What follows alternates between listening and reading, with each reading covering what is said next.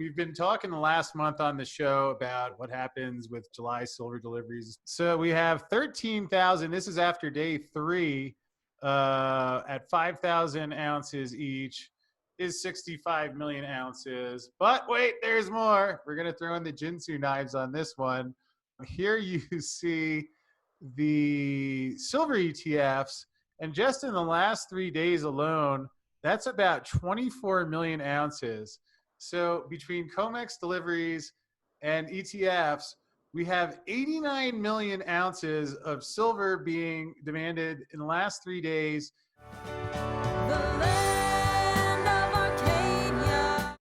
Hello there, my friends. Chris Marcus here with you for Arcadia Economics. Welcome back into Silver Talk Radio, where today we have two of the legends of the industry joining me. Silver Bill Murphy, one of the founding members of GATA, who, you know, if we're not for Bill and Chris, and we'll throw Ted Butler in there as well, just would people like me be doing this? Would people know how the markets have been rigged? Some of the fascinating things that you don't find on CNBC. And then in the bottom corner, Andy Schectman, owner of Miles Franklin, rock star in his spare time, who's going to have a new neighbor to put up with in Minnesota in September. Can't wait. Chris is coming up with some silver and a guitar to join him. Gentlemen, great to have you in here as we discuss this incredible silver market. How are you both doing today? Bill, why don't you start, sir? Oh, thanks, Chris. Doing great. Just got back from the gym and feeling good, getting ready to enjoy our long weekend. Yeah, long weekend and a silver rally, hopefully. Skipper, you doing all right there today? I'm doing fantastic, Chris. And I'd like to just make one mention, and I think Bill will know this to be true. I think he's heard it before.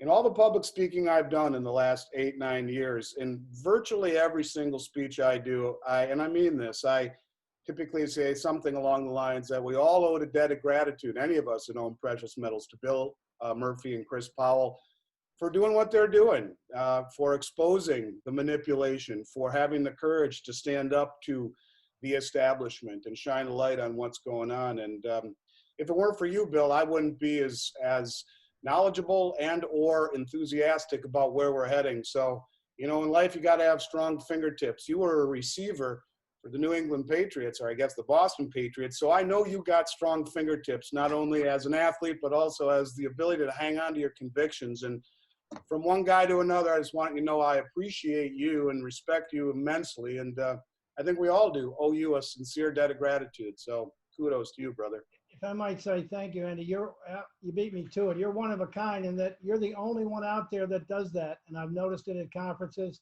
It's so much appreciated by Chris and myself. And we'll leave it at that, but we can't thank you enough. My pleasure. Yeah, well, hopefully we can free the silver market before September. If we do have an NFL season, Bill, my Jets are a little thin at wide receiver. So hopefully after saving the monetary system, you could suit up and would the Jets winning the Super Bowl be on there as seeing the silver market be freed in terms of some historic events? Although let's enough of the foreplay. Let's get right into it. I mean, we'll cut to the chase today because what is going to happen to silver when gold crosses 2,000? Bill, let's start with you, sir.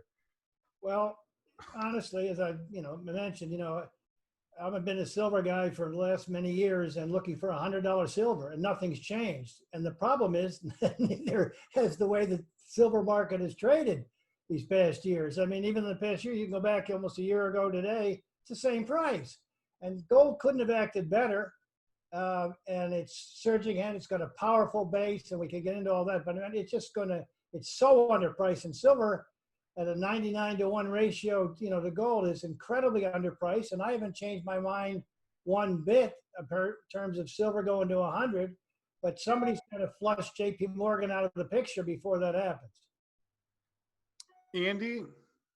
You know, very often in a cycle like this, as you've heard it many times before, that gold will lead the way and silver will outperform the second half of the market. When you take a look at a 99 or 100-to-1 ratio, remember the tier 1 asset reclassification of gold last April. and the front running of the central banks for about a year and a half before that decision. So you have the most influential and well-funded institutions on the planet for the past 36 months nearly, massively accumulating gold, creating this distortion. But in a recessionary environment, typically when you see gold and silver start to run, silver is confused as being an industrial metal. Now, don't get me wrong, in this digital world we live in, silver is a necessity. And that's one of the things that'll give it rocket fuel. But to your question, Chris, when gold does bust through its all-time high, and people should remember that gold is at all-time highs against almost every single currency on the planet, with the exception of the dollar. But when it does break through 1920 or 30 and into 2000, people will realize very quickly two things. One, gold may have gotten too expensive for them and got away. Let's call it three things. Two, silver is a substitute for gold. And three, that silver is also a monetary metal. And when the realization from the mainstream and the public that silver is a monetary metal, I think it will outperform gold handily.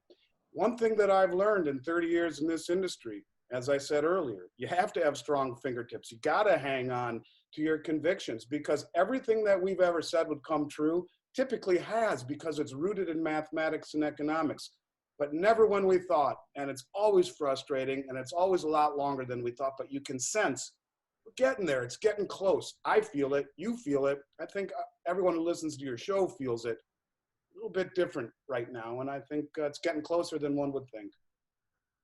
Yeah, well, it sure feels like it. And again, I think this is one of those times where some perspective, I mean, gee, I guess if you can buy silver for $18 and it's overvalued, there's a positive to that side as well. So all depends how you look at it.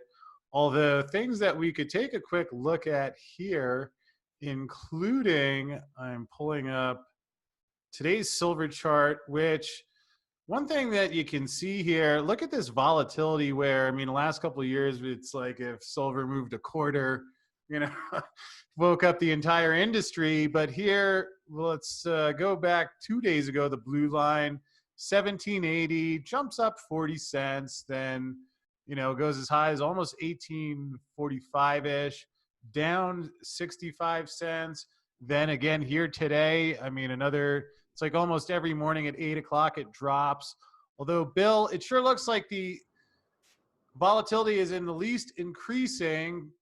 Maybe not yet to what happened. Here's March 23rd and 24th, where we now know the gold market broke with the EFPs in London. But it seems like something is happening beneath the surface. Bill, what do you feel about that? Well, in relation to gold, I mean, as long as I've been on silver and right on gold, in the sense of the bad guys, the gold cartel, as I call them, have been running out for the past year of physical gold to meet demand. Every time they attack, they lose. And it's gradually going up, and they're still fighting it like crazy right now. Silver has been a different story. But I think we're in a process of that occurring, as Andy's talking about and you're mentioning. And when it goes, it's just going to explode. Obviously, right now, we've got to get through spot 19.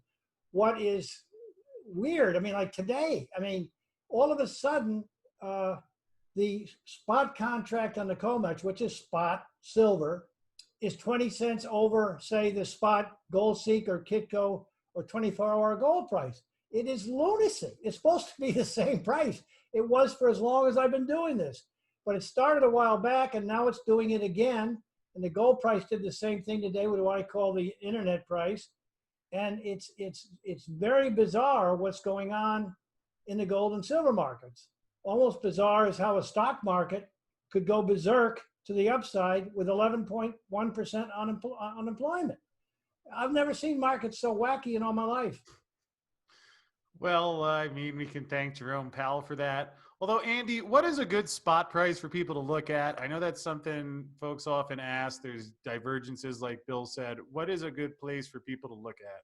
Well, you can look at the Miles Franklin spot price, which on our website, which we like to think is very accurate, or you can go to a half a dozen retailers and find a spot price or somewhere in between. That's one of the things that's a little bit distracting for people, is the variance in the spot price, which is kind of emblematic of just how perhaps fractured or broken the whole system is, or on the verge of breaking. And when you see all of um, the contracts standing for delivery on COMEX, it seems like the rats are fleeing the ship, trying to take their metal off of the platform before the realization that A, there's not as much there as proposed to be there, or as number of contracts are there, and B, before the whole thing goes force majeure and cash settle. But, you know, I think the concept of misdirection is one that needs to be addressed. And the concept of misdirection has been the #1 playbook, right? First play right out of the playbook of the cartel banks forever. Goose the equity markets, suppress the precious metals markets, and massively accumulate the physical precious metal at the same time. In 2008, price of gold went from 1,000 to 700 and silver from 21 to 9. And when that happened, there was no product around for almost a year. So the bottom line is that the COMEX is a poor reflection of supply and demand. When the price of something falls by 30 and 60%, one would think that there's supply being flooded on the market. When that happened, there wasn't an ounce of gold or silver to be found anywhere for months on end. And since that day in 2008, I have realized very succinctly that the COMEX is a fraud. And everyone always talked about breaking the COMEX, and it never seemed possible. But when you see things like this, distortions in spot price, where none of the retail companies can agree on what really is spot, we're getting closer to some sort of an event. And if I had to guess, it would be a massive run on the COMEX and a cash settle, a force majeure, and the COMEX exposed for what it is, a fraud. I don't know what replaces it. The Shanghai Gold Exchange, probably not. I don't know. But simply to say that a distortion in the silver price and the gold, like we saw in March, massive $50 to $80 distortion, just like Bill's talking, that doesn't bode well for the legitimacy and or the accuracy of what it costs to get the real metal instead of the paper derivative contract, which is beginning to lose its relationship with the underlying metal. Yeah, Andy, and to what you said in 2008, let's keep in mind, fortunately, Bart Chilton revealed and removed any doubt that while silver was mysteriously falling from 21 to 9, that JP Morgan did take over Bear Stearns' position, that it was over the allowed limit, that he did give them a waiver, said, here's a couple months, reduce it, and they made it larger. At the same time, the price drops more than 50%, while no product can be found.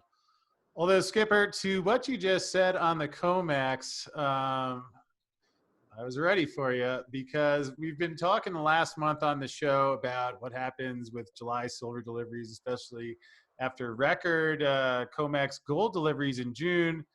I mean, boy, talk about things not disappointing. So we have 13,000. This is after day 3 at 5,000 ounces each is 65 million ounces. But wait, there's more. We're going to throw in the Jinsu knives on this one. Here you see the silver ETFs, and just in the last 3 days alone, that's about 24 million ounces. So between COMEX deliveries and ETFs, we have 89 million ounces of silver being demanded in the last 3 days. Keep in mind, this is in a market where, if you see down here, I don't know if our faces are covering the thing, 105 million ounce deficit last year. Andy, you've talked, 8 million times on the show about retail demand spiking.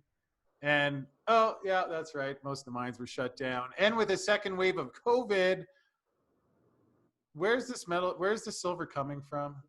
It's important to remember something. Anything that's stamped 2020, right? First of all, let me say this. We've done more business since the beginning of the year than we did all of last year. The demand is enormous. And through all of that demand, I can count on one hand the number of people that have sold. Nobody sells anything. So all of the product that you see floating around right now, it's all brand new. All the retailers are selling 2020. That's it. Maybe junk silver bags, but in terms of new silver, or in terms of silver eagles, maples, that kind of stuff, it's all brand new. So remember this, that those coins were all minted in November, December, maybe the very beginning January. So they were minted in 2019. They typically stop production at the end of the year, October, November, and they start new production. And then in February, you have 60% of every gold and silver mine across the globe shut down. Not just that, but you had the refineries, most of them on the border of Italy and Switzerland, all shut down. Massive demand that oftentimes in scary times would move to the bond market. That's not happening now at negative interest rates or zero, issued by an insolvent government running high levels of inflation. So where are they coming? They're coming here seeking refuge at a period of time when not only has the supply chain been fragmented, but when you look at it from what you just said, it's setting up for, especially if we see a second lockdown or a second wave, a massive back jam of product, because there's going to be a gap in between when they started minting 2020s, the time they took off, and now opening up on a very limited basis at best, practicing social distance guidelines. We shut down again. This market will be defined in two ways, as I keep saying on your show. Number one, it'll be defined by a lot of people as the price getting away. It's too expensive. Darn it, I wish I would have listened to Chris and Bill. Number two, by the people who listen to this show, it will be defined by the inability to get good product and massive premiums, just like we saw in March. This is the calm before the storm. It's the eye of the hurricane. We've already lived through the front edge, the looting, the rioting, the burning, the COVID, the craziness. And now it's calm with summer and reopening and hope springing eternal. The trailing edge of the storm's coming into the election. This is the time people ought to be buying gold and silver, because quite frankly, when you look at the distortion from the beginning of the year with all the supply chain disruptions, that hasn't found its way through the supply chain yet. It's coming. And if we shut down again, there's 5 major mints, 6 major mints in the world: US, Canada, Australia, Austria, South Africa, and the UK. And that's it. When they're done, gone, nothing. Because no one sells. And that's why they say there's no bull market like a gold bull market, because the higher the price goes, only freaks people out more and gives them stronger fingertips to hang on to what they've accumulated. So I think that will define the second half of this year, inability to source product. That would be my one bet for the second half of the year. Yeah, and Andy, in there you mentioned if people had listened to Bill, kind of reminds me of that scene in The Big Short where they were talking about Steve Carell's character, and one of the traders said, you know, he was at this shop and he didn't understand why nobody listened to the guy with all the good ideas, which fortunately, Bill, I mean, you know, I don't, people can like it or not like it. I mean, it's data. I mean, Paul Volcker puts the statement in his own book, the stuff that you guys document. It's not, you know, and the numbers, they speak for themselves. I'm assuming they didn't get 89 million ounces from you this afternoon, Bill. Can you figure out where they're coming from? Well, you know, it leads me to something I'm curious to get what Andy has to say and yourself regarding JP Morgan, because I know Ted Butler, who does fine work, has been talking a lot of times about, you know, getting out of their short position and having this massive physical long position and going to make tens of billions of dollars when the silver market soars, which it's going to. And all of a sudden, they start delivering. And I don't know quite what it means yet, if anything. And I'm asking, you know, you and Andy, what your thoughts are on that, because I mean, the one thing where Ted and I will disagree, or with God, is that the government is behind this operation, and the JP Morgan's the Fed's bank. I mean, this is public knowledge, so I'm not surprised, and I don't know quite what it means yet. All I know is I couldn't agree more with all of what Andy has to say.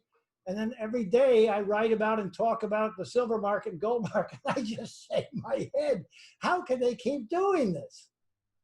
Well, actually, I'd like to field that one, if I may, Skipper.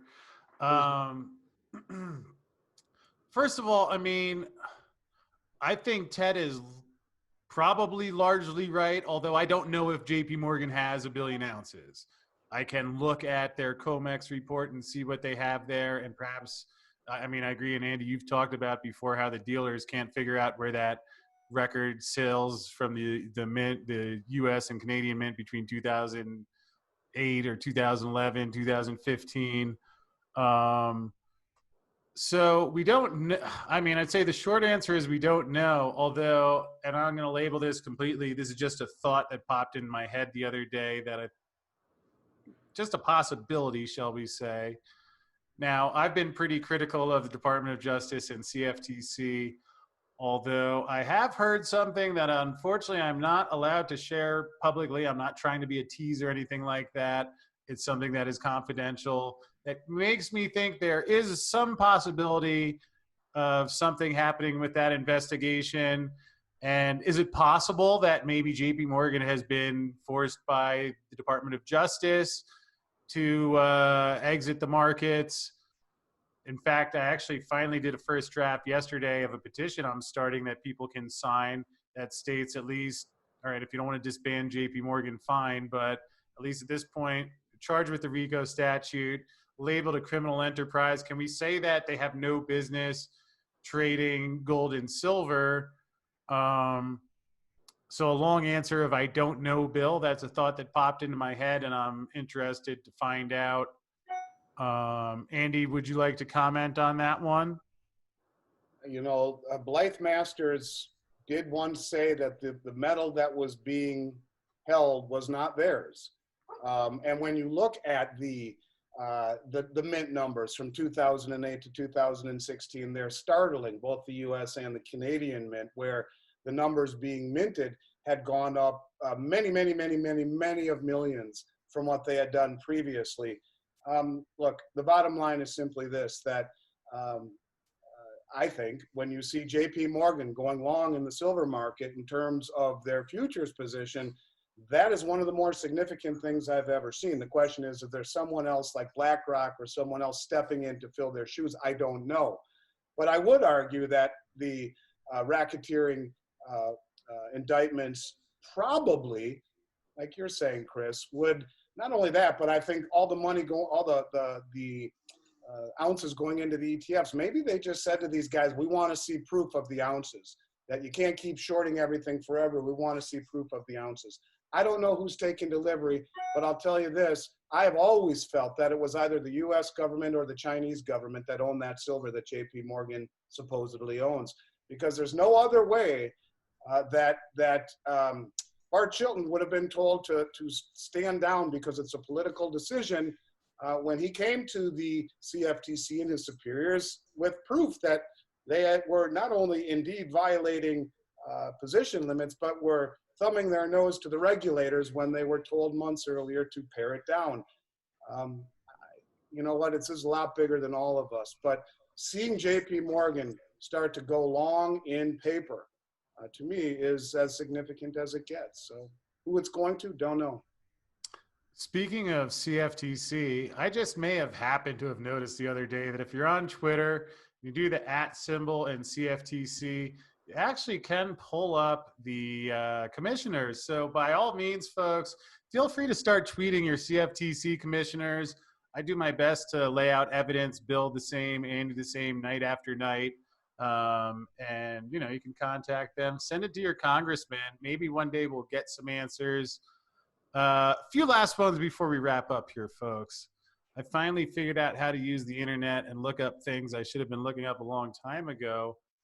But Andy, you mentioned that large short position, and just from the latest COT report, if you take the open interest times 5,000 per contract and then times these percentages here, 43.4% means 8 traders or less are short approximately 400 million ounces of silver.